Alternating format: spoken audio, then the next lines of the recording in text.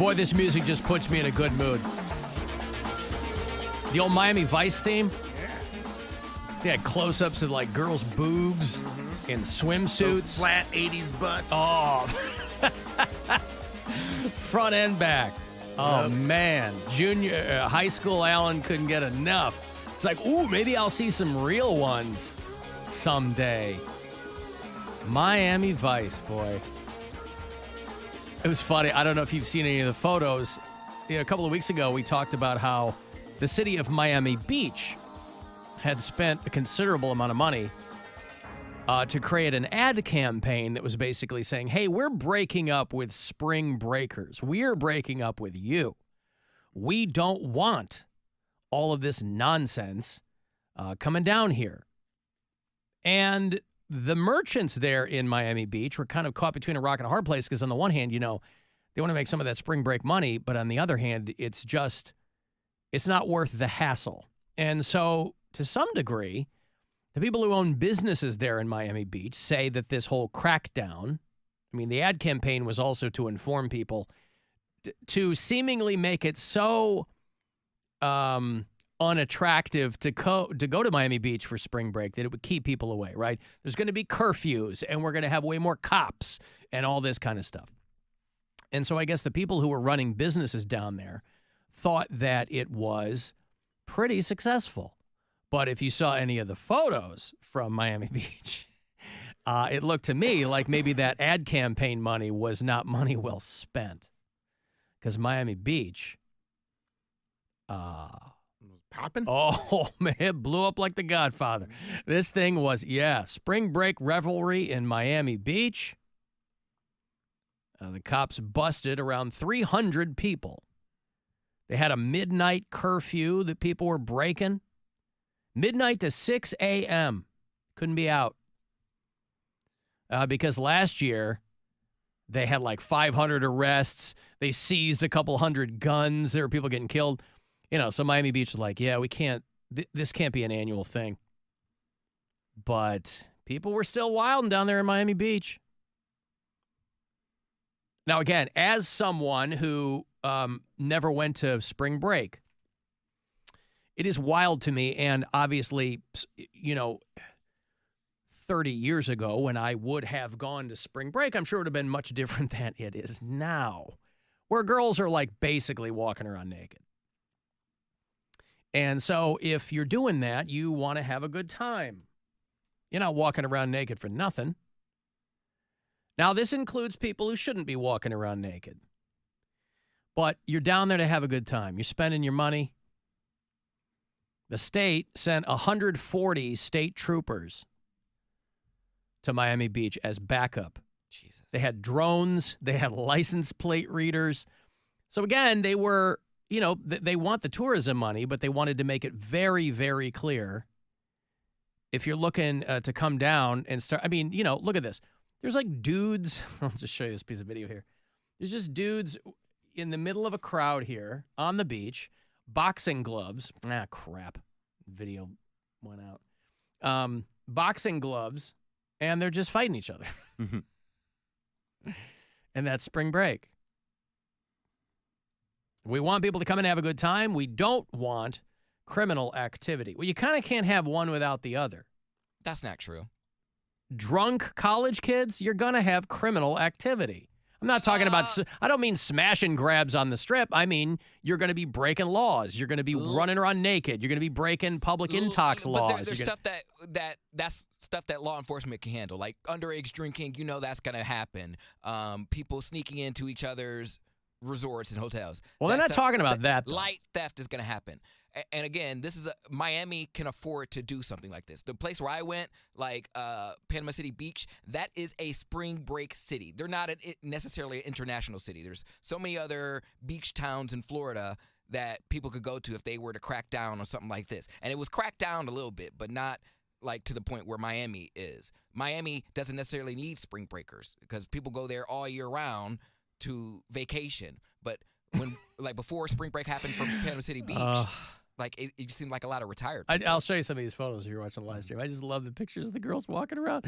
Like you're walking around on the street in a bathing suit that's not really covering you, and you're having a good time. You're She's drunk, having- you don't care. Yeah. You know.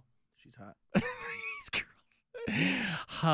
Can't wait to see. Hey, notice me over here. Hey, do you notice me? Yeah, it's kind of hard not to notice you. So if you went down there and you had fun but didn't cause any problems, Oh they my probably- God. right? Yeah, that ad campaign, they were like, we're going to have curfews and bag checks and restricted beach access Looks like it's and tons of paying DUI checkpoints and, very expensive parking tickets and cops and all this kind of stuff. So a lot of people went down. But the people who run businesses, they were like, no, it wasn't as bad. Now, that was a pretty low bar to cross. It wasn't as bad as last year, but baby steps, incremental. I can't imagine. I'm sure it's all. The beach is probably just gross. Because I remember us, we didn't want to go back up to the resort, like up to the hotel room to pee. So we would just pee in the water. So I can only imagine people taking poops and people peeing on the beach. Because like, Why wouldn't you get into the water and pee? Well, they would, but like that's what everyone knew. No one was. When I was like, why is no one swimming? Everyone was on the beach. Everyone was in beach wear, but no one was actually in the water. And I'm like, well, it's chilly, but like you go down to Florida, you want to get into the beach, and every so often you'd see like a couple people from the group just go out into the water for like 2 minutes. I'm like, oh, they're peeing. Like that's what they're doing. Oh yeah, walking out, pee, come back. They come back and they shotgun a beer. I'm like, oh, they're peeing. So that's why no one wants to get in the water, because you're running around in pee water, noticeably. Yeah, but the wave comes in, the wave goes out. Wave comes in, wave goes out. It's taking all your pee and poop out into the ocean. It stirs it up. There's all that whale poop in there anyway. Yeah. Oh, good. So it's pretty wild. Yeah. I mean, I guess. We couldn't afford Miami. Miami would have been too expensive when we were in school. Well, if you had, I'm sure some people save up for a long time for spring break. Or they just have their parents pay for it. I think, I don't know how many people in these pictures are having their parents foot the bill. Well, I'm sure there's some, but those the people. fake boobs paid for her trip. Like the one girl that looks like. Yeah, but that girl looks like she's 40, and she's probably 20. She's going down there to work. She looks roof. Yeah. I'm making money down here. Well, God bless him. That's something that even if I had taken spring break, I wasn't drinking. You know what I mean? Like that was not going to be for me But anyway. Even the most mature people don't know how to handle themselves. Given a hotel room, nothing but alcohol. Like, you're down there to drink, to party. Like, if you don't, I don't think people will want to go with you because you'll be the wet blanket. Well, no, there's a difference between being a wet blanket and just not. Just because you're not drinking, I didn't have a problem with people. I understood what was happening when I was in high school and college. It just wasn't my vibe. Well, there's people. But I wasn't like, what the? I wasn't that guy. I was just like, cool, man. It's like not my thing, but have fun. I was always working. I had no spring break. Well, people couldn't, there are some people that were complaining because, like, they couldn't get, at least in my apartment, in our little hotel room, it was like the top of the resort, so it just looked out and you could see the ocean, and it was like 4 bedrooms, and it was like a pair to each bedroom, and people would complain. They're like, "You guys are being too loud." Like, bruh, you guys aren't gonna sleep on spring break. Like, I'm sorry, people are gonna be up till 4 a.m. Like, you sleep during the day. You don't even really sleep. You take a power nap for 1 or 2 hours, and then you go out and drink. Yeah, a disco nap. Then you kind of recharge and go back out. People wanted to sleep in till like 10 a.m. They're like, I'm on vacation. Like, it's not that type of vacation. This not relaxing, getting your hair done, lay out by the beach. Like, you're going to get up. It's not the White Lotus. You're going to get up pregame. Then the actual game is on the beach. And you might get in the water for a little bit, go to the club at night, drink some more. So how long are people there for spring break? They're there for a week? Yeah, ours was like 7, maybe 8 days or something like that. Okay. I was there the whole spring break. Right, but what I'm saying is even when you're in college, you can't be hammered for 7 full days. Yeah, you can. You can? Yeah, you can. Huh. Yeah, that's what I'm saying. I couldn't dare do that now because I did not. No, not now. I mean, when we were all in college, right? Yes. Late teens, early 20s, whatever it was. You could be hammered for a week straight. Did not drink a lot of water. That was really bad on my part because luckily it was not that hot, so I wasn't like getting like I probably got a little tan, but I wasn't getting that much exposure to the sun. But no, 4-7, we left from school. I didn't even go home to like pack a bag or anything. Like we left from my dorm that I was living in at the time, and then I remember coming home to Easter, and my mom was like, "Oh God, like." What did they do to you? Because my eyes it was a rough week, it was all yeah. sunken in. Like we had Easter the day I got home. Like You look like SpongeBob when he's out of the water. Yeah, because I was like, I don't know. Sitting, that's exactly what it was. Yeah, SpongeBob out of the water. Because like it was like an 18-hour drive home, and then I had to drive like an hour back to Oberlin for Easter dinner. It was Easter Sunday, and then we had class on Monday. So I was like, oh, God, this is awful. Like, I was like, I don't want to eat right now. I want to sleep. So, yeah, it was the entire week. So, I don't know. It was There's Poundcake coming back from spring break. You'll see. I don't need it. Hydrated. I don't need it. Mm-hmm. But I needed that, and I got it out of my system. That was the only time at the time, that was the longest vacation I ever took. Like 6-7 days. I checked in on my older kids this morning. I'm like, did everybody survive St. Patty's Day? Because they're both at Michigan State. The kids are running around with their Borgs on campus. And my daughter's like, yeah, it was fine. Got back to my room, and like her roommate and like two of her other friends were just completely hammered. Mm-hmm. Like, just want to make sure everybody's cool and everybody's, See, nothing went south. I was the friend that tried to make sure everybody kept their phone like charged and keep it in a safe place because I was paranoid that someone was going to try and steal them. So I put all the phones in my bag and I laid it by the pool. Everyone else's phone was fine. My phone got wet, so my phone wouldn't work for like a day and a half. And when we went for like our store run, a friend of mine got rice, and I put my phone in a bowl of rice for like a day, and then it worked. So that was when I found out that the rice, thing wasn't a myth. It actually works. You thought it was a myth? Yeah, because I was like, why would you put your phone in rice and then it would work? Because my phone legit would like not even turn on because it was laying in a puddle of water right for like an hour. We were out by the pool. But they had to have explained the physics of it to you. I think I was just panicking at that point. I was like, oh, my mama, I'm not going to be able to check in, blah, blah, blah. Like, my phone, like, legit would not turn on. She's like, oh, just put it in rice. It'll be fine. I'm like, rice? Like, my phone will not turn on. She said, is it charged? And I tried to charge it, and I just got, like, a line across my screen. I'm like, oh, no. And so I put it in rice, and I left it for, like, a day, and it turned on. I don't know what happened. I don't know. What are the physics of that? Well, I mean, it's like when you're cooking rice, the rice absorbs the water. And so that's why the grains of rice get bigger and become soft, and because it's absorbing all that water. So you put your phone in that rice, the rice will absorb the water. But it's not foolproof, but I mean, it works to a degree. It did work, but I just didn't think that there was that much. Like, when I would tilt my phone, no drips were coming out. Like, it wasn't like soaking, like water had just gotten in there somehow. So I didn't know how it was running out into the rice. I mean, it technically works. The phone companies will tell you not to do that, by the way. They'll be like, hey, don't do that. That's probably just because they want you to go to one of their shops and have them fixed. But in a pinch, it will work. I've done it. I did it with an iPhone, fell in water, and I kept it in rice for like 2 days, and then that phone worked for like another year and a half. Like, Has anybody watched the Blackberry movie? No. It was very entertaining. Yeah? Yeah, it's like 90 minutes long. It's just called Blackberry. It's about the rise and fall of Blackberry. And it sounds really dull, but it's like Glenn Howerton plays one of the main guys. Jay Baruchel is the other guy. I think they shot it in Canada. But it's like 90 minutes long. And, What's it on? We watched it on Amazon, I think. Might be on Prime. Screw Blackberry. But I never had one. Gwen was telling me she had one. I never had a Blackberry. Yeah. Do you know how many times I went to go get my stupid trackball replaced? Because it gets... It get worn out, yeah. And they'd be like... I'm like, bro, they would just pop it out and then put another trackball in and be like, $200. Like, what? Wow. It's on Hulu. Okay. That's what it is, yeah. But, yeah, it was very entertaining. It's a true story, so it's, I'm sure they play around with it a little bit. But hey, man, I used to think you were cool, but you said some things a few months back that made me change that. I don't think you've got it no more. You said you had to change your texting behavior, grammar or something, due to your family. something. And then you said you like spiders, but you're scared of cotton swabs.